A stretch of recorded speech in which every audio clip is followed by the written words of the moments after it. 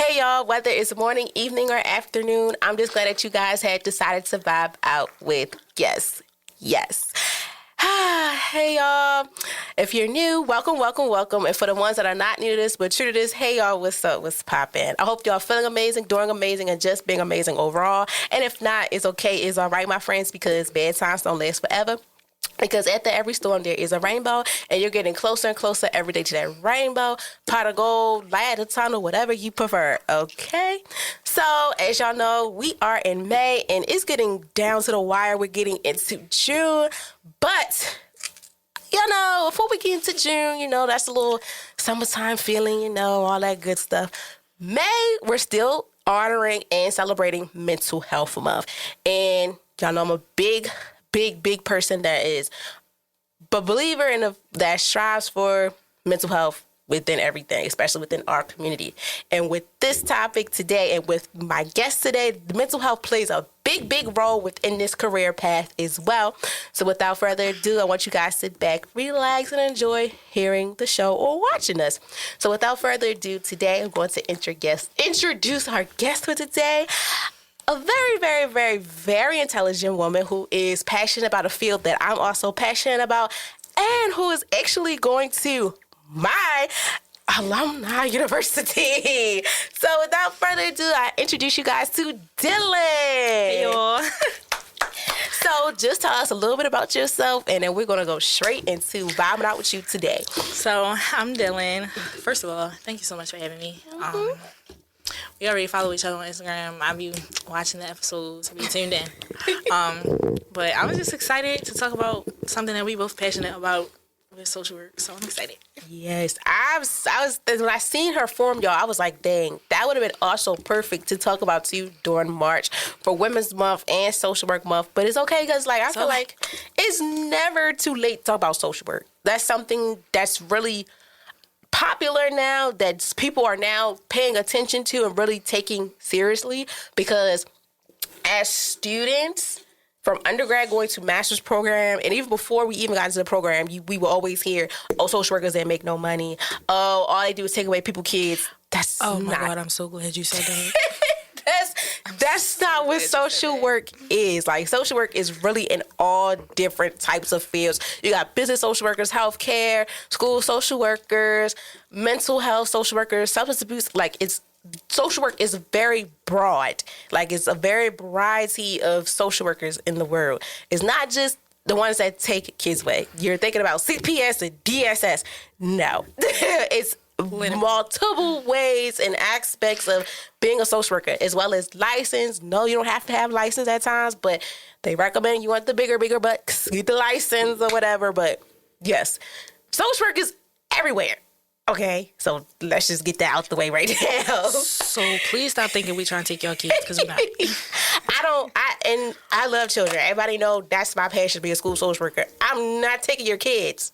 No. Yeah, that's the first thing people say when you say, oh yeah, I'm going for social work. Oh, you trying to take people's kids? No, I'm not. And even if I was to work with CPS, DSS, most likely 9 times out of 10, I'm trying to better that child's situation. Yes.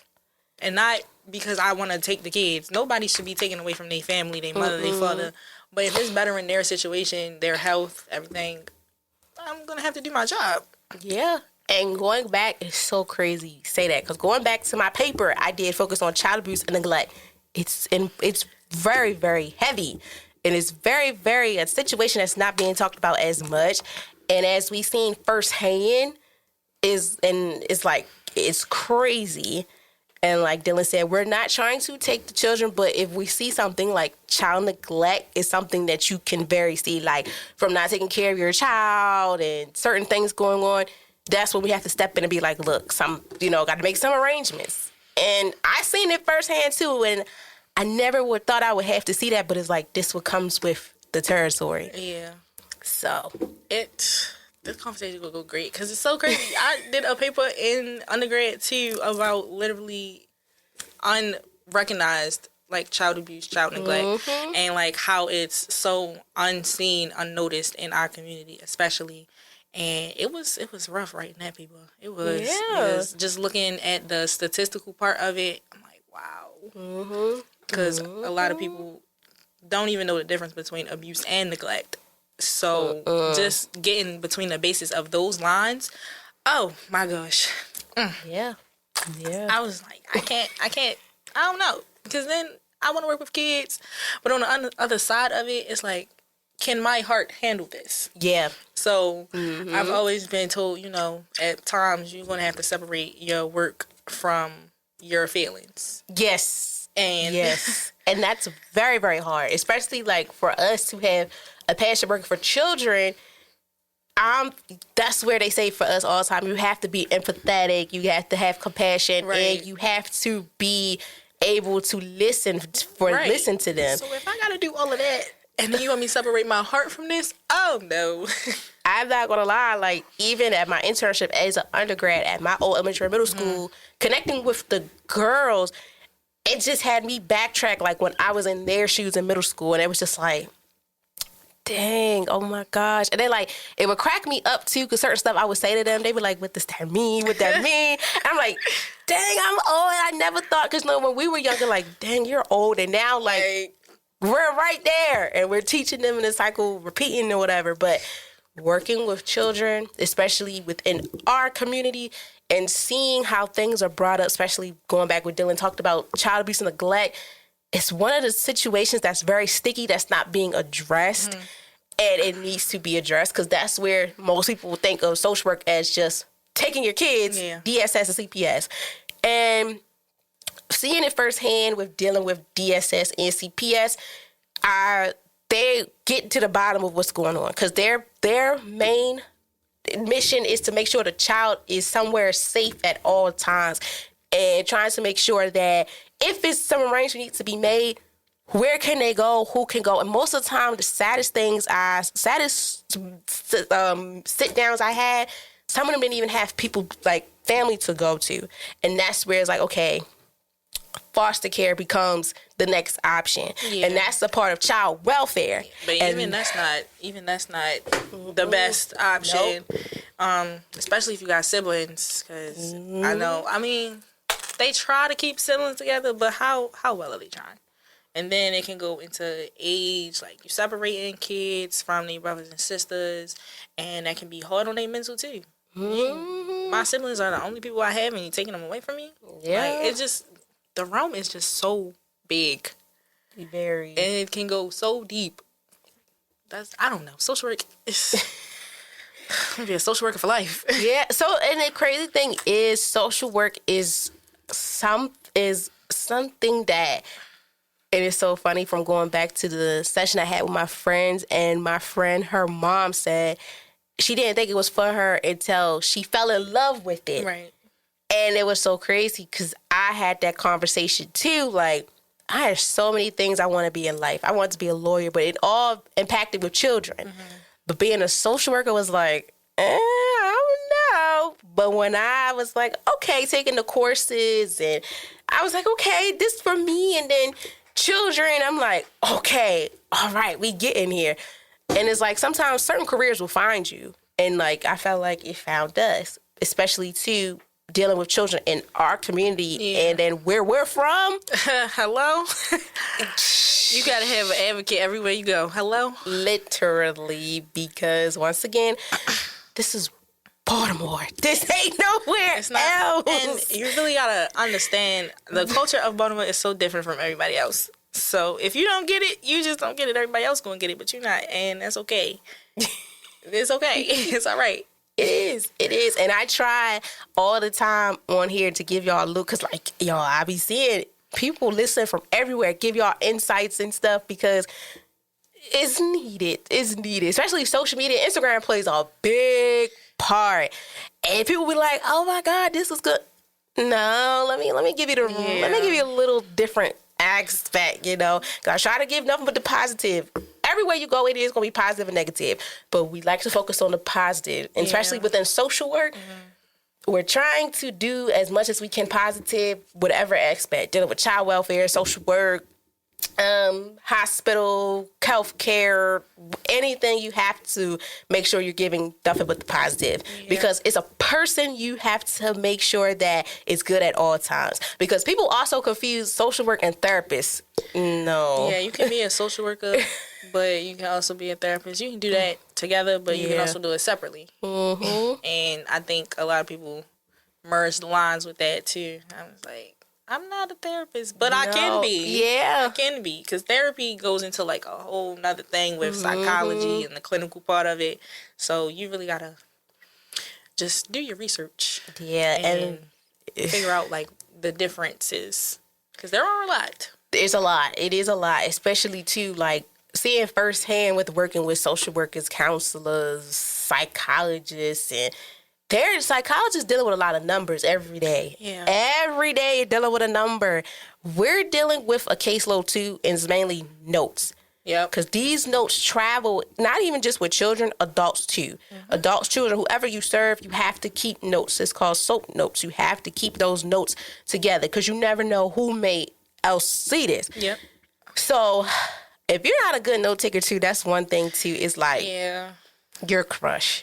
Air crush in this field, regardless of what type, even if you're licensed or not, notes are very, very, very important because that also keeps record of what's going on, if anything has changed with the client or you or the social worker or caseworker beforehand, things like that. Therapists, they deal with a lot of numbers, like analyzing this, how this and this present. No. Us, straight notes, make sure, like, if anything happened, did they move here, did this? You got to document everything. And the thing, too, my supervisor told me, too, it's like summary, but not giving so much of the details. And you know what? Like, right now, at my job, I work at Future Care, right? Mm-hmm. So, because I don't have my license, they just said there's certain documentation I can't do. Yep. Mm-hmm. So, now, with the documentation that I can, I try to put enough detail, but also try to not put like the whole conversation word for word. And that's hard for me because it's like I'm listening and I'm remembering everything. Yes. And that's another thing. If you can't keep up with what's being said, you cooked. You're really cooked. But that is like, okay, and I've also learned to type while I'm listening because I don't want to miss nothing.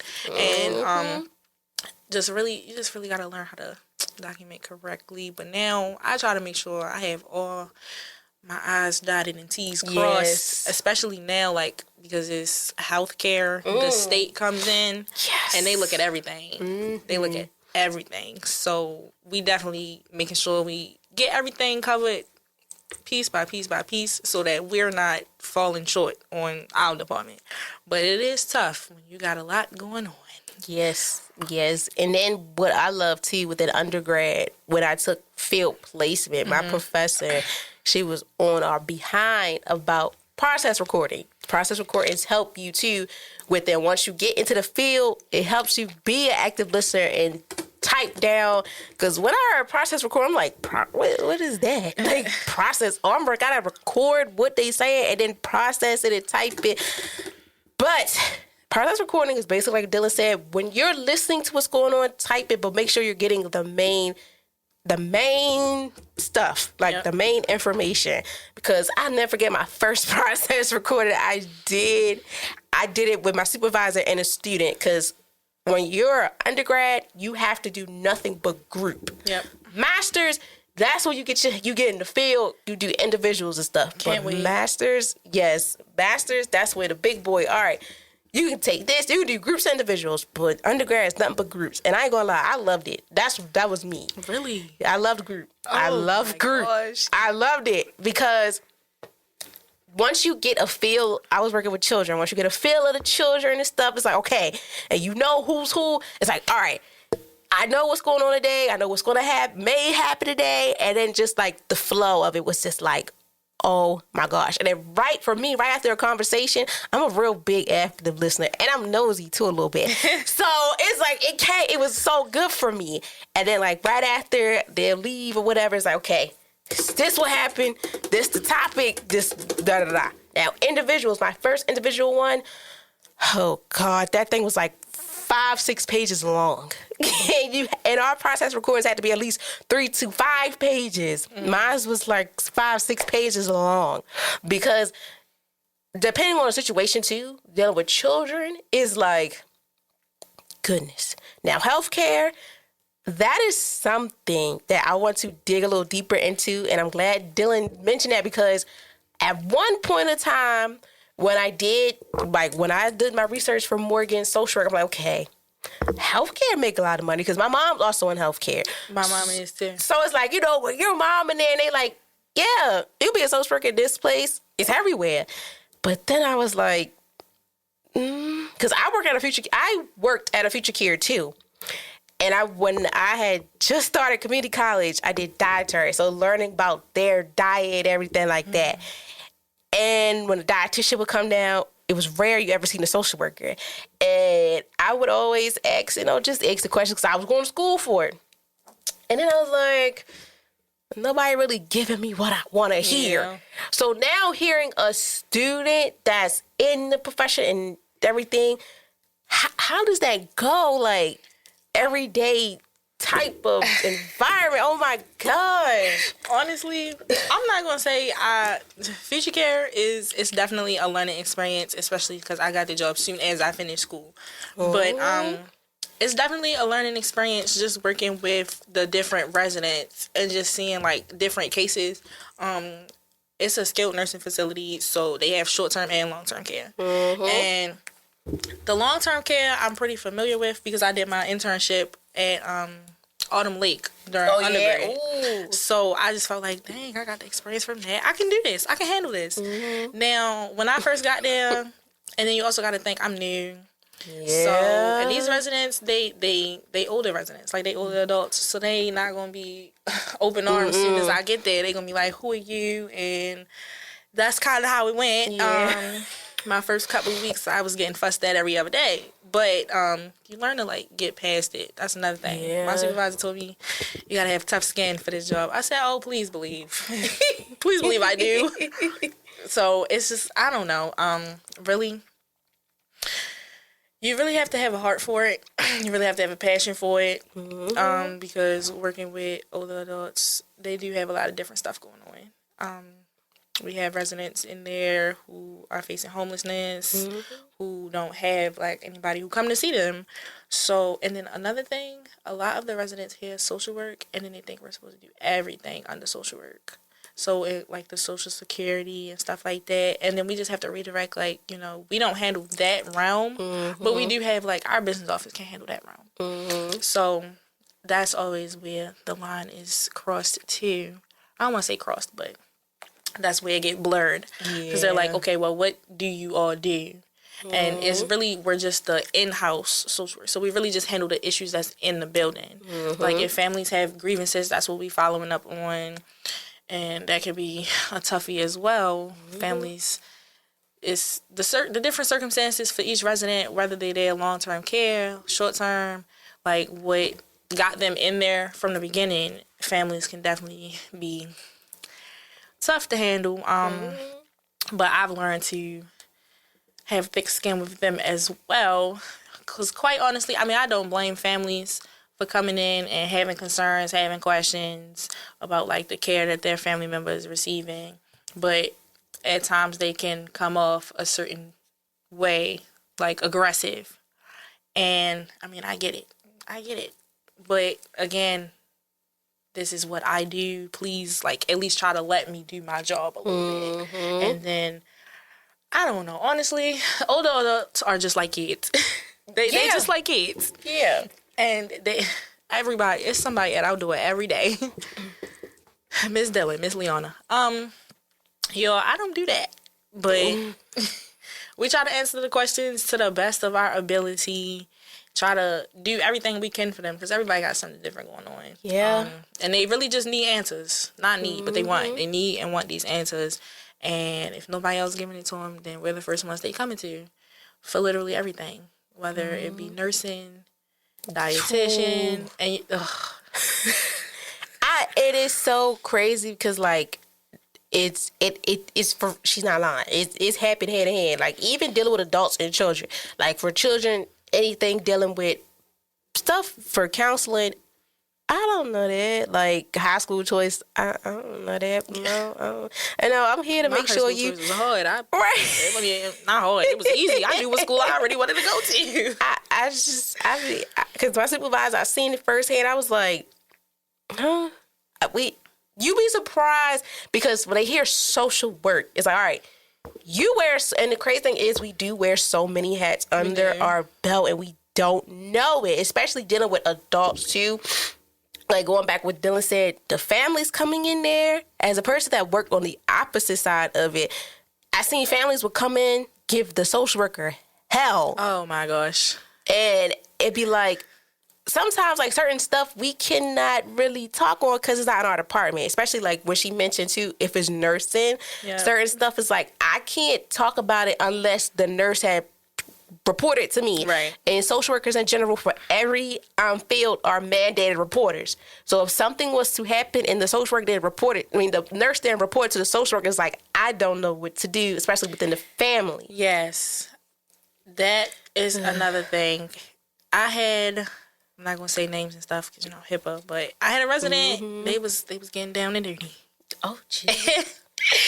They was like older than my grandmother, y'all. So I got to talk to these residents to figure out what's going on. Because then, it's like some people in there can't make their own decisions. So, and this was a case, and I'm like, okay, the line can be crossed because it's like, is this a predatory thing? And so we definitely had to dig deep into that. And she ended up wanting to discharge home because she couldn't get her freak on. But stuff like that, I'm just like, this is my first time seeing this. And it's like, what do I do? Do I tell these residents' families that they, bumping and grinding because I'm a social worker? But then again, like, am I allowed to? Yes. And my supervisor was like, certain stuff the state has to report to. Yeah. So, like, I was like, great. The state can handle that because I don't think I can. Yeah. Because and it's crazy, too, as social workers, you will get thrown stuff you never thought you'd be thrown I was at. so shocked. Like, I would be scared. I'd be like, because that's another thing, too. In class, y'all, my professor, shout out to Professor Vaughn. Oh, my gosh.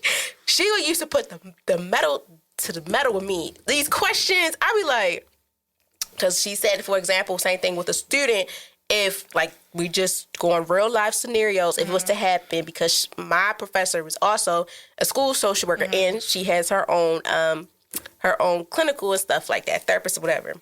So she was like, if y'all were schools, y'all in schools, whatever, and y'all had a client, same thing like Dylan said, and they tell you like, yeah, I'm doing this. What are you doing? I'm like, I'm telling the parent, letting them know like what's going on. She was like, okay, but certain stuff is like you gotta break down to make sure before it blow up.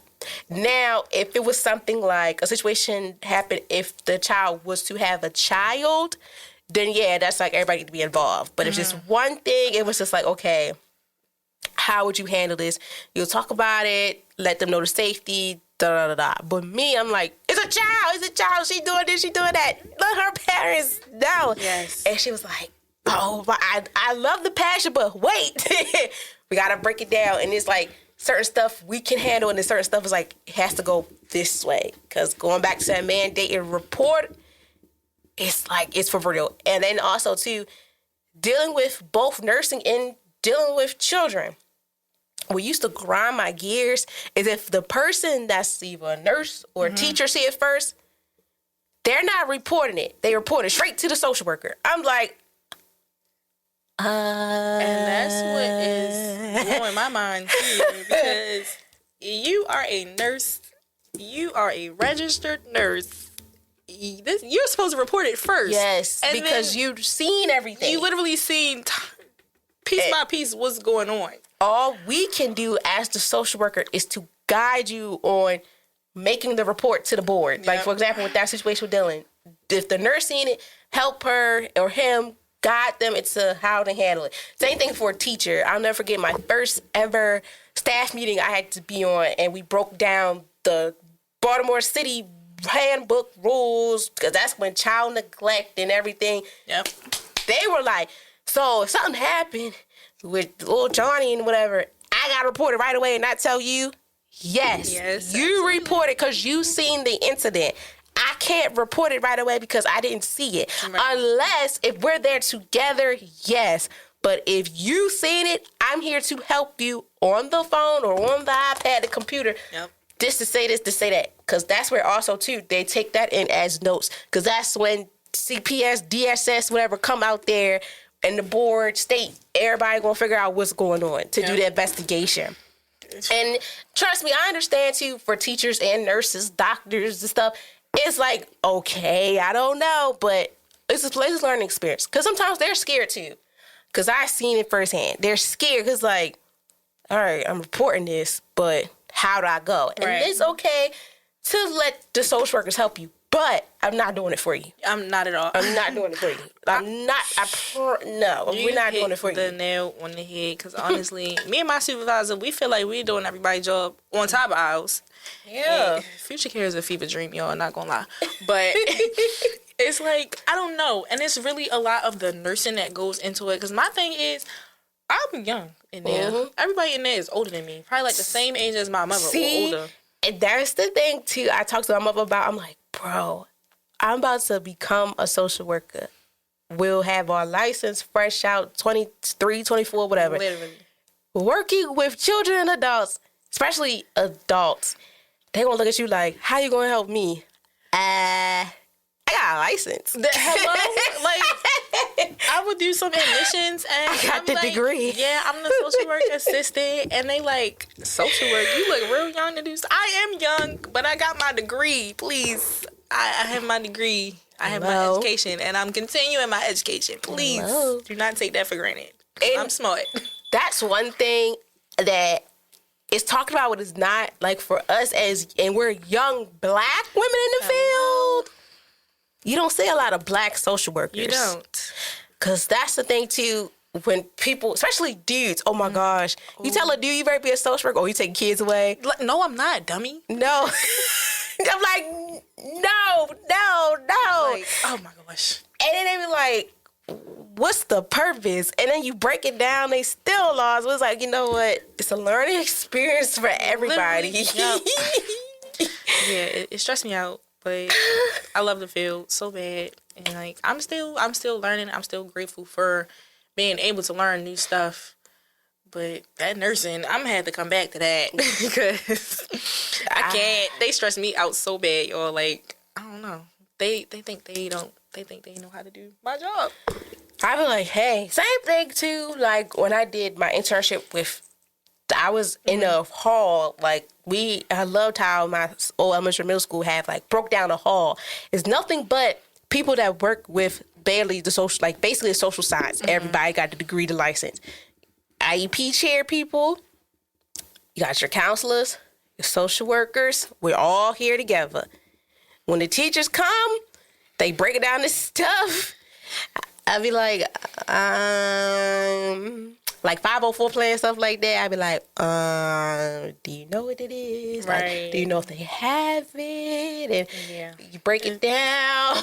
And then certain stuff they come to us about, it really don't be like going back to the counseling. School counseling, they handle like stuff. I didn't even, certain stuff. I was like, I didn't even know. I thought social workers can handle it too. Right. No. And my social worker, she was very big on, look, if it doesn't impact with IEP, because she do the homeless stuff too, I'm not touching it. Yeah. And sometimes too, if you don't even have children on your caseload and adults on your caseload, and you're just that type of social worker that they know for a fact gonna get it done, that's where the issue comes in too. Because it's like, all right, children, prime example. At my internship, we had a routine. I love a good routine because I do not like to be bored. If stuff is going on, I'm going to figure out something. In the morning, we would get the kids off the bus. These are children that have IEPs, some that we know for a fact just is for safety that they couldn't walk themselves home and stuff. So the bus is a very, very good thing. 2 buses. Make sure they're good, stuff like that. When it comes times for meetings, I sat on some meetings with IEP, with the children, because that's a billing service.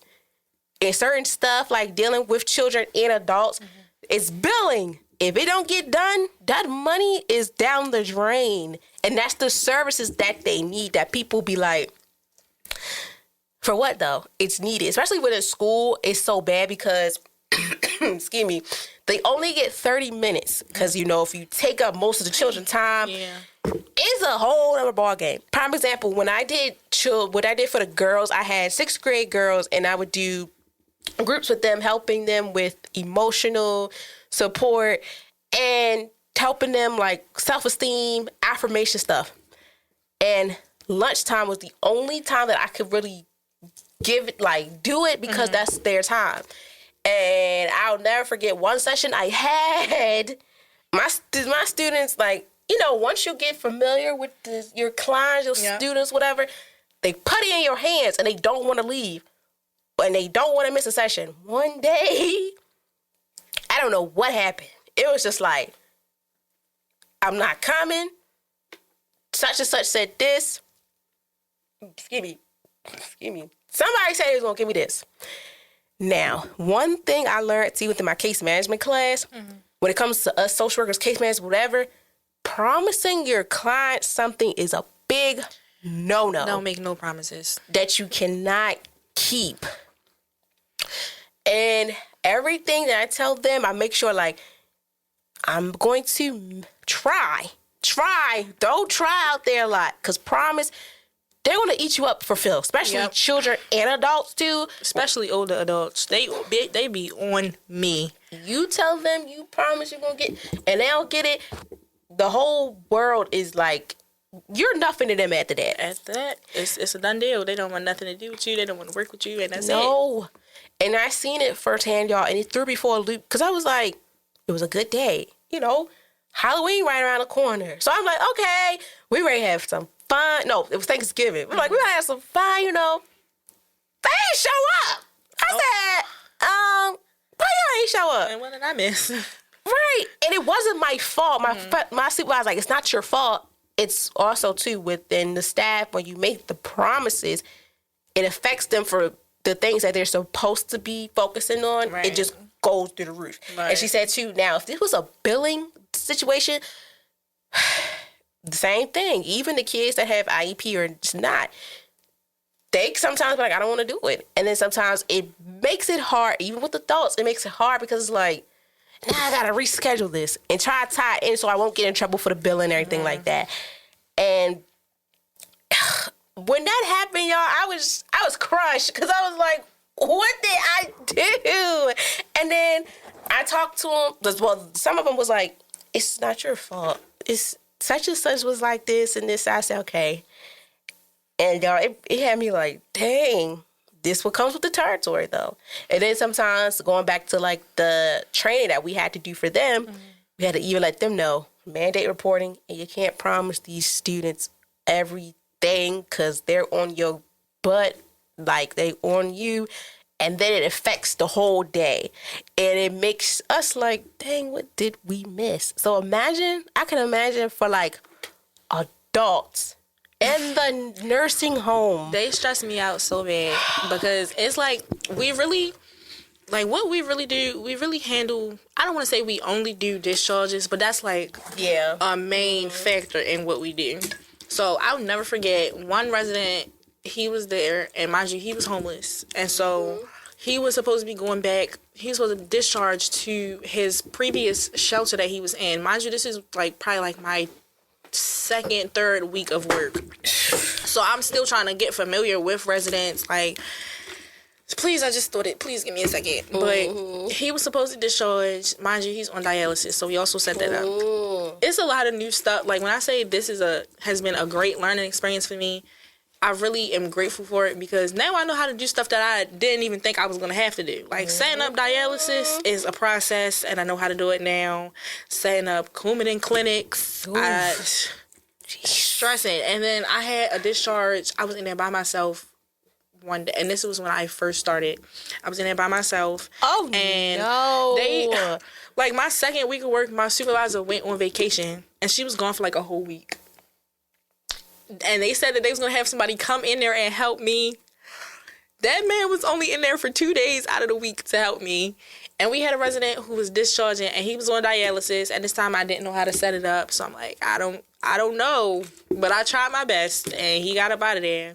But the resident who was homeless, literally, I wanted to cry so bad. Because I texted my mother, like, come get me right now. Because I was like, y'all really threw me to the wolves. Literally. And I was not expecting it. But, like, I got him discharged. It was safe, and it was fine.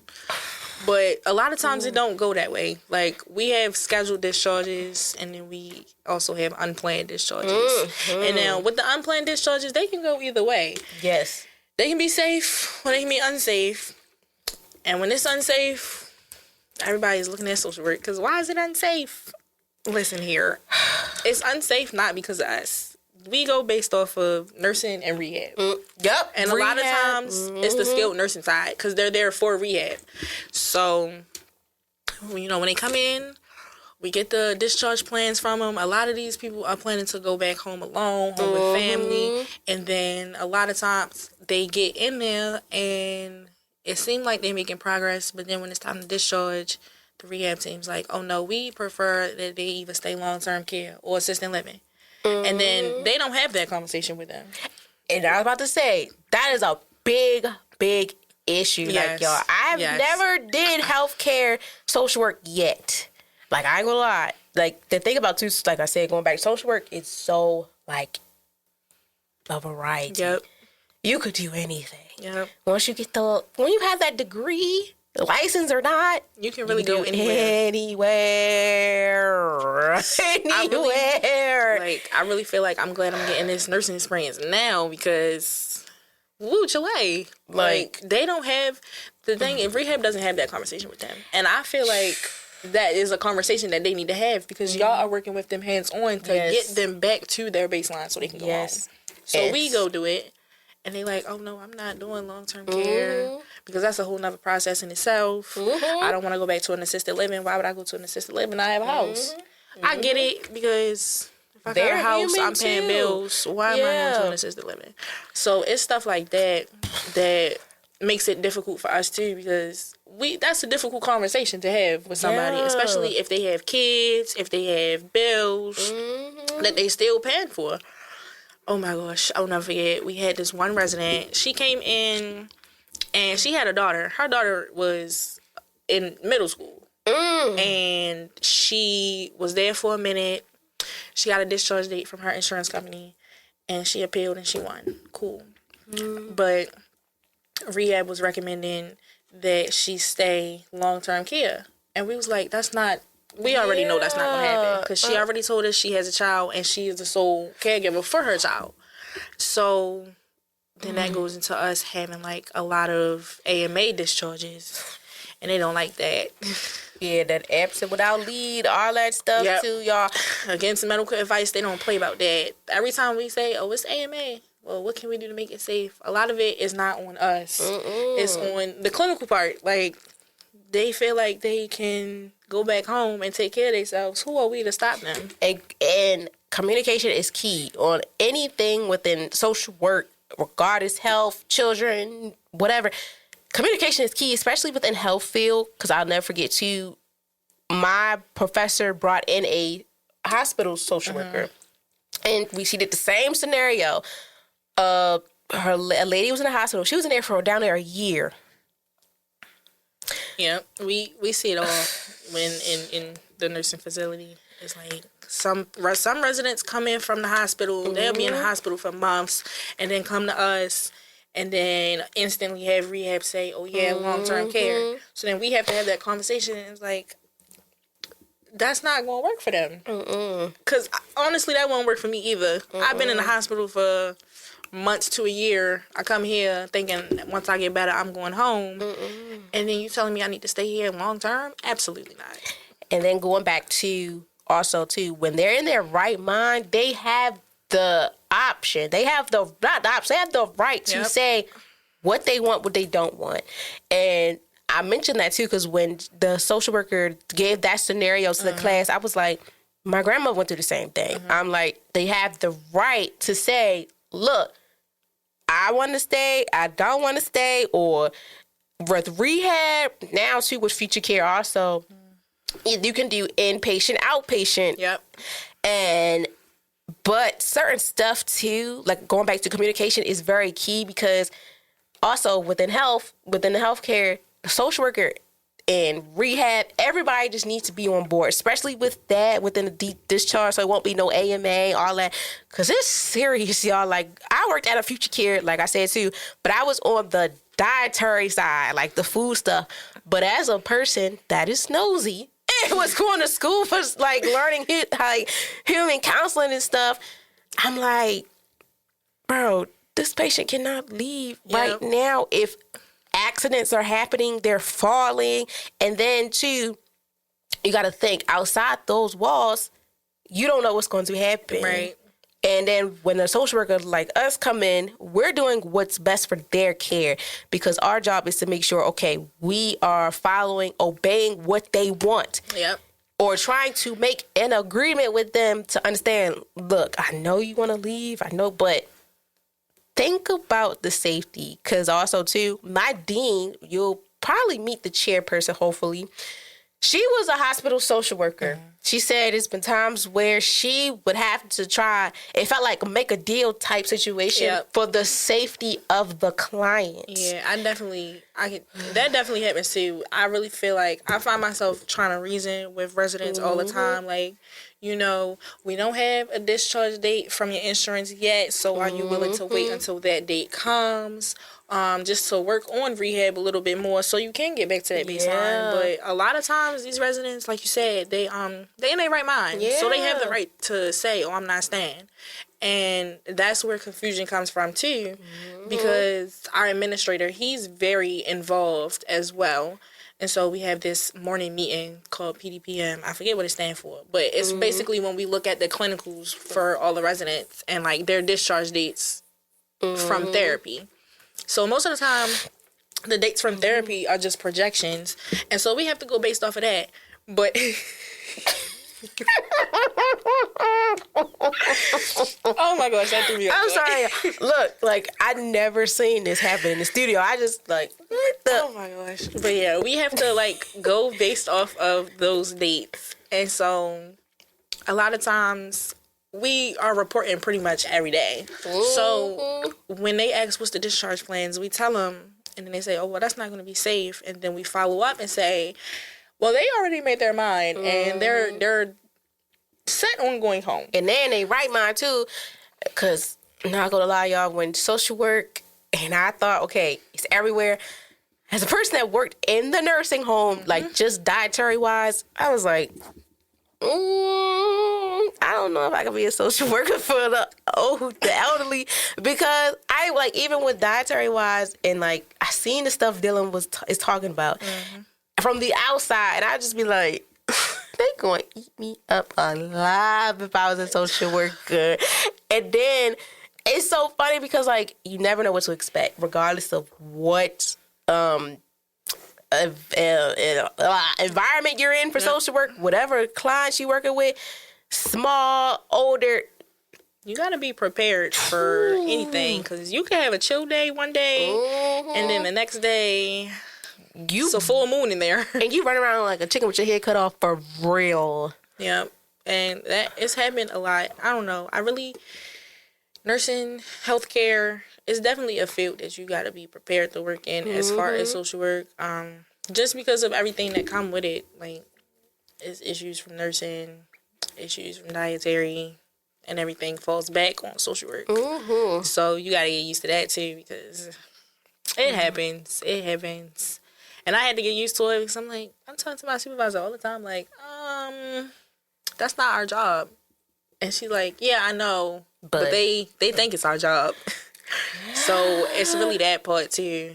And then you really have to set the boundaries with staff. You got to set the boundaries with staff, residents, their families. This is not my scope of practice, but I can direct you to who can answer like this question that you have.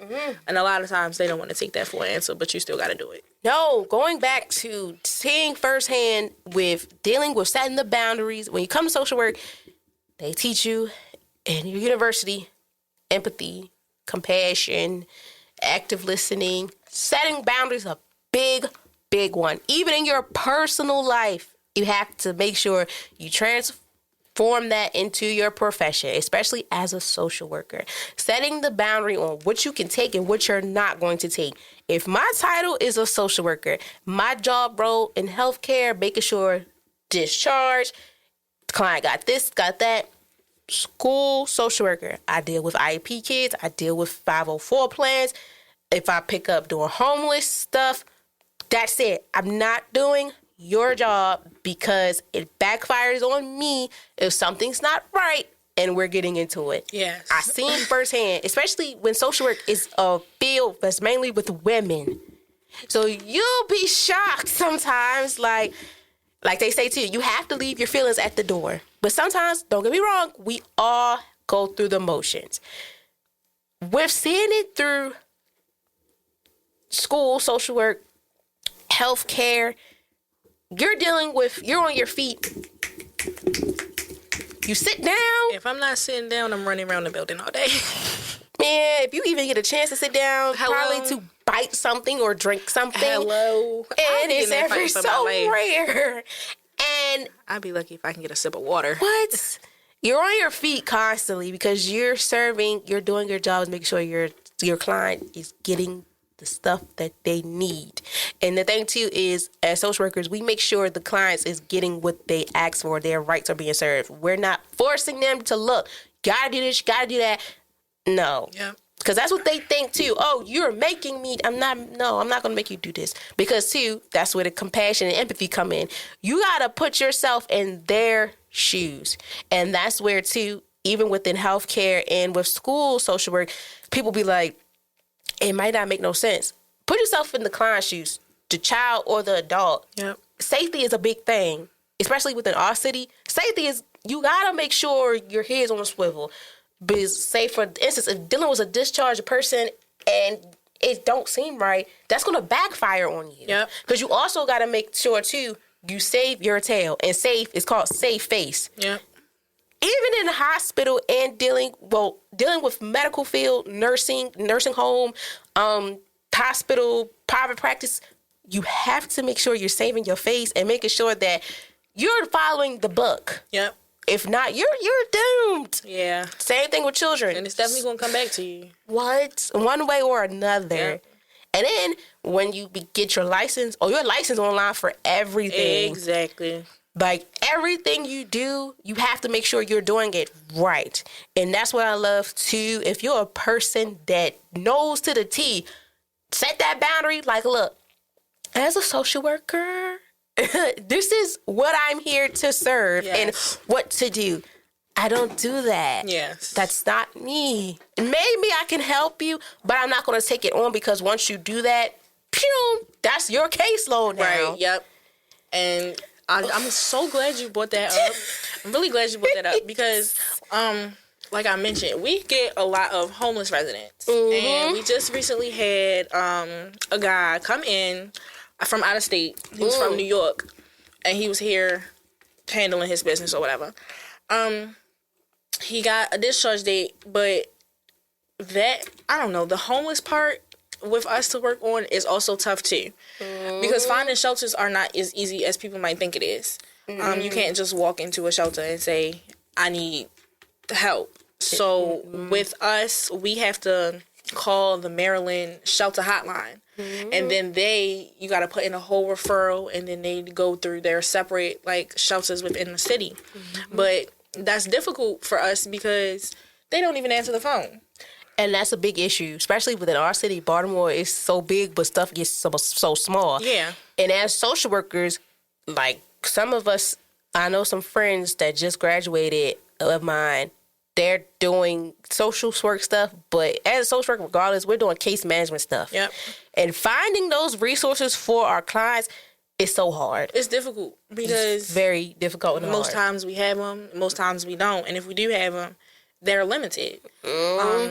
So, yeah, he got a discharge date, and we still weren't able to find him nowhere to go. So I'm like, listen, I don't want you to leave because it's not safe.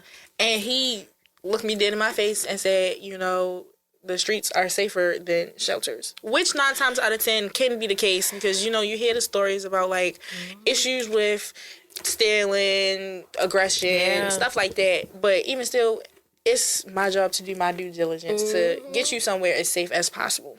Yeah. Mind you, he's in his right mind. And he's like, I get it, I understand, I hear what you're saying, but I'm still leaving.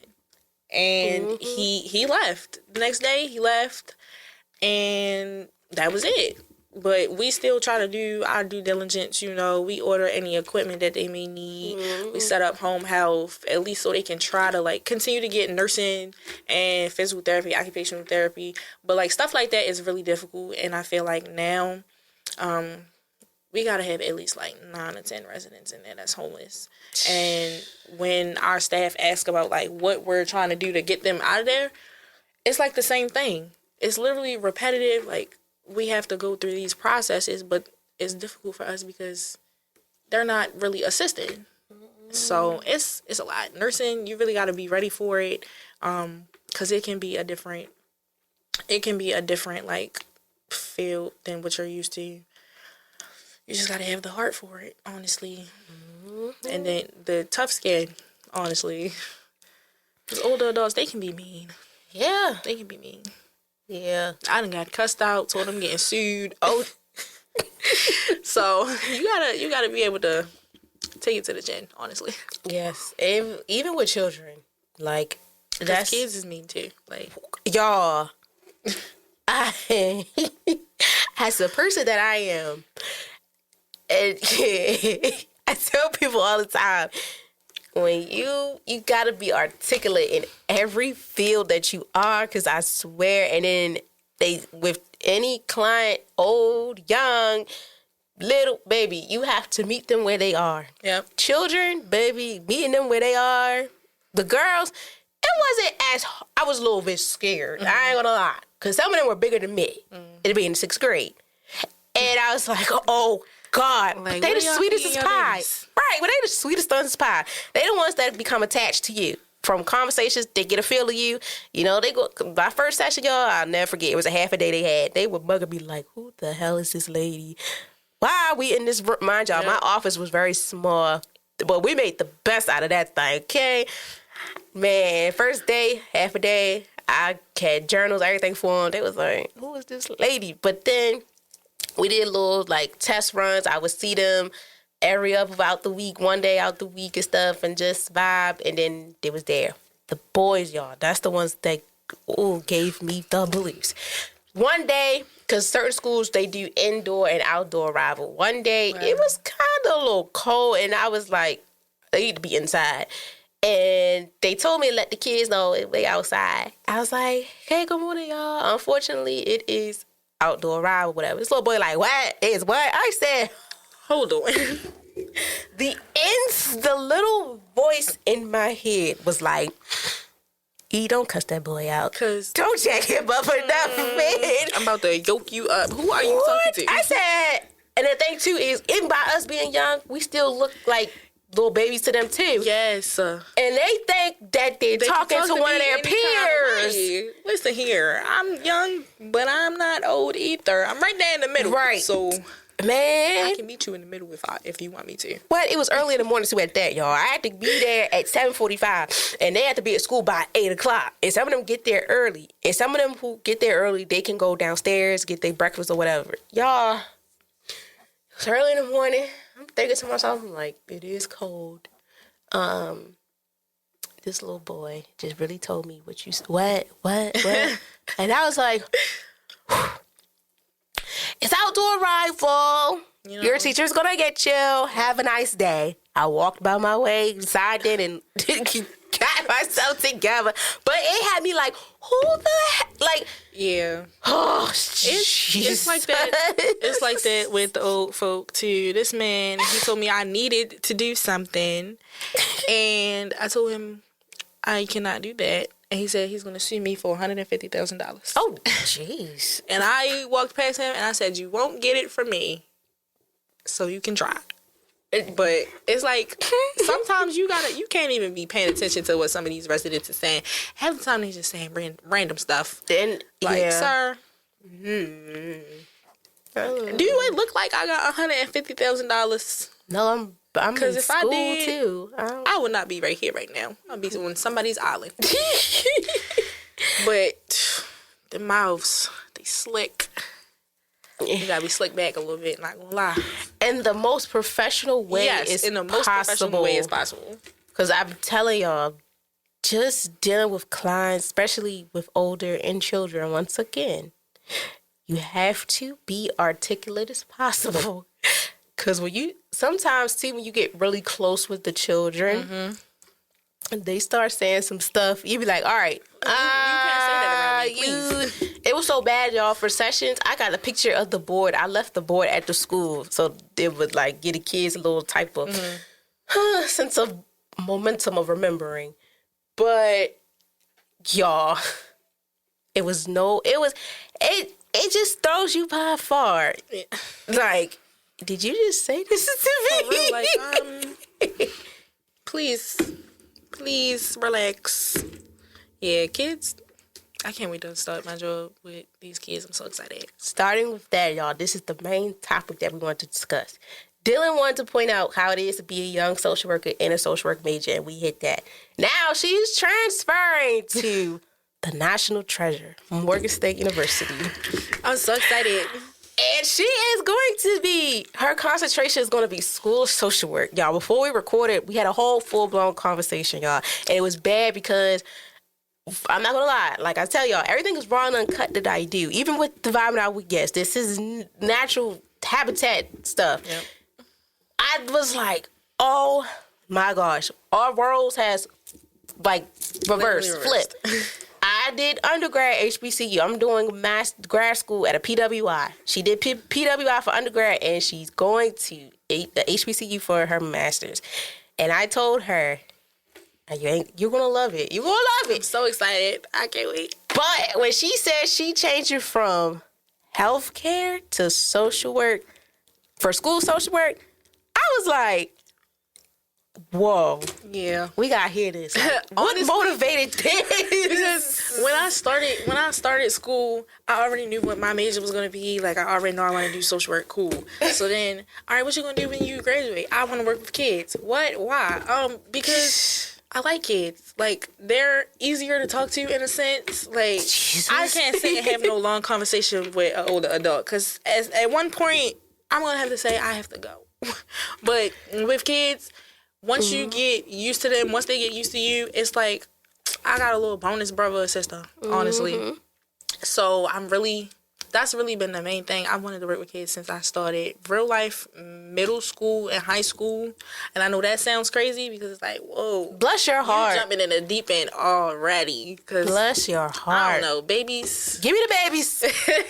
Give me the babies. I don't know. I can't do the babies. Once you start crying, I'm sorry. I got to give you back to your mom. Yeah, let me get the in-between babies and then they get in middle school. That's me. High school, I'm a little like, they're bigger than us regardless. Yeah, like, what are y'all feeding your kids? Because I was not this big in high school. No. But I don't know. Plus, I think working with Sutton Scholars, shout out to them. Yeah.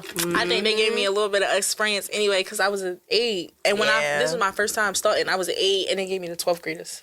Oh. And I was like, oh my gosh. I don't know how they going to react because I'm new. Like, I've stopped in for some of the events last year, which was cool. Loved them so bad.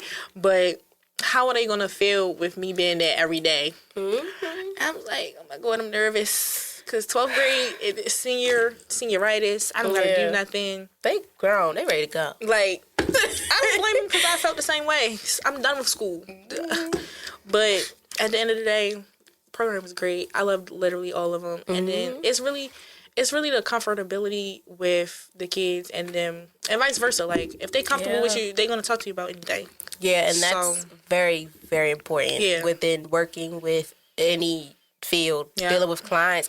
Once you give them a sense of letting them know, like, you have the voice to say whatever you please, but confidentiality is a big thing. Yes. Like, I make sure, like, they be like, okay, so, like, role play, all times role play. I be like, hey, I'm such and such, you know, da-da-da-da. But before we get into the session, I just want you to know that everything you and I discuss is confidential unless you're trying to harm yourself or others. Right. And that's when, you know, it gets down and dirty.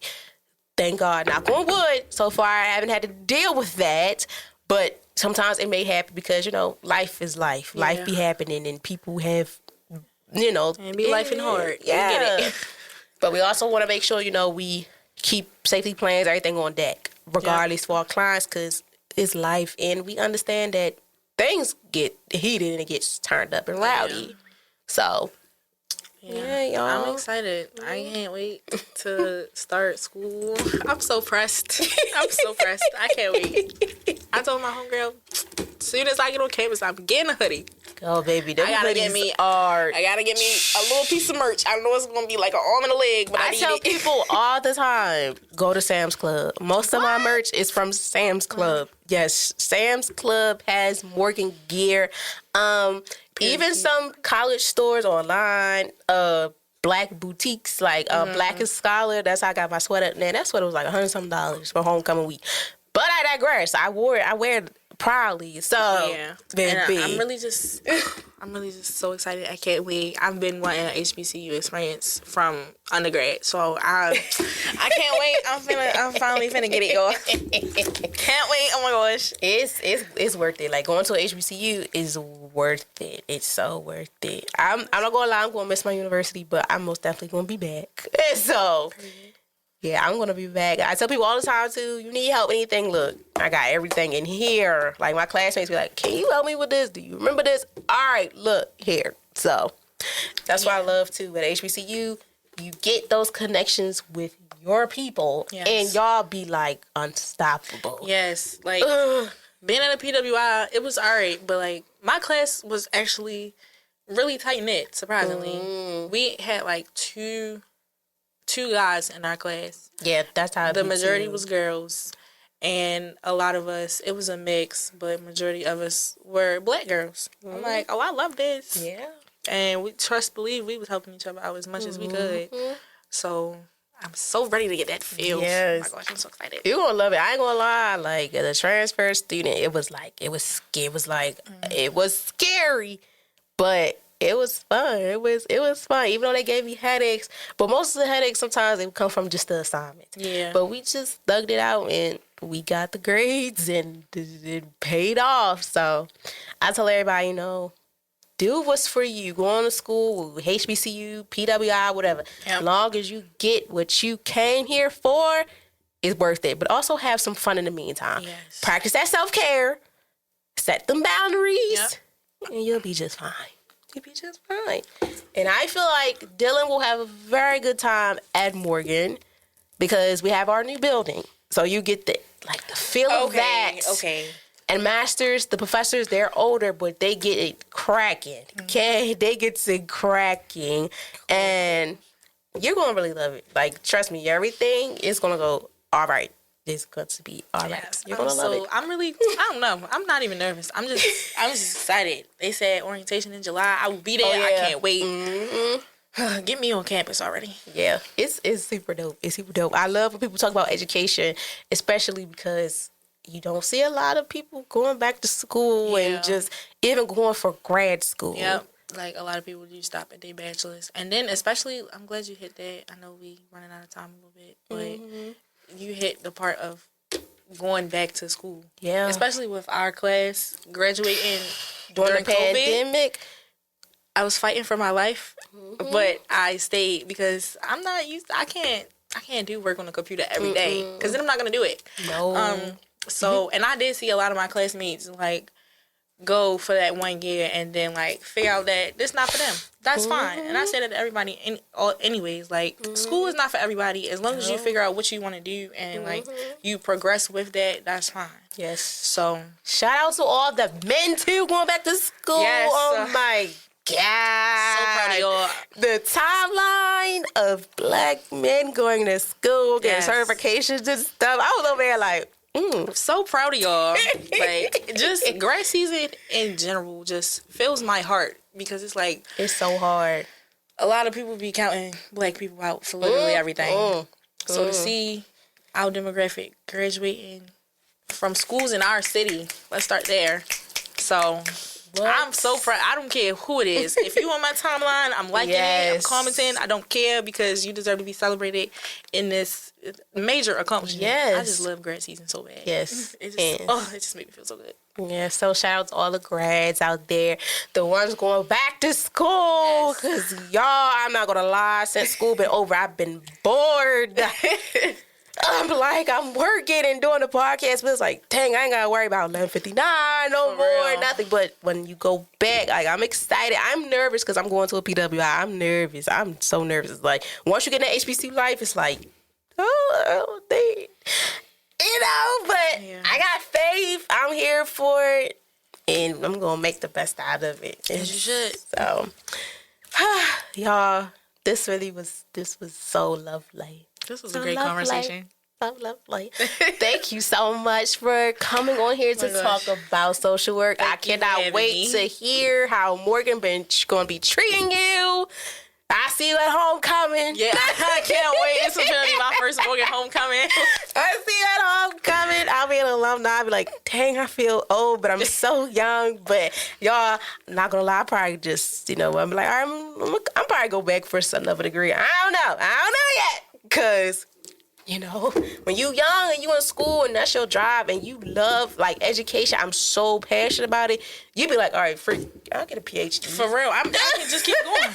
I get a PhD. I can get all the letters behind my name at this point. Do what you gotta do, my friends. I'm so proud of y'all. I'm so proud of you as well, Dylan. Thank you. It's gonna work out. I'm proud of you too, girl. It's gonna really doing the thing for real.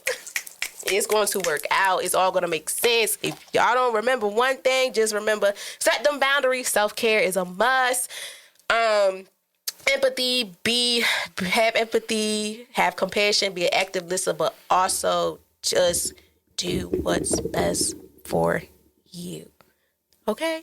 And on that note, you guys will hear from me and us soon, because Dylan will be coming back also to talk about her experience as an HBCU student. I can't wait. Can't wait. So again, I appreciate you so much. Thank you. And good luck at going to the National Treasure. Thank you. Bye, guys.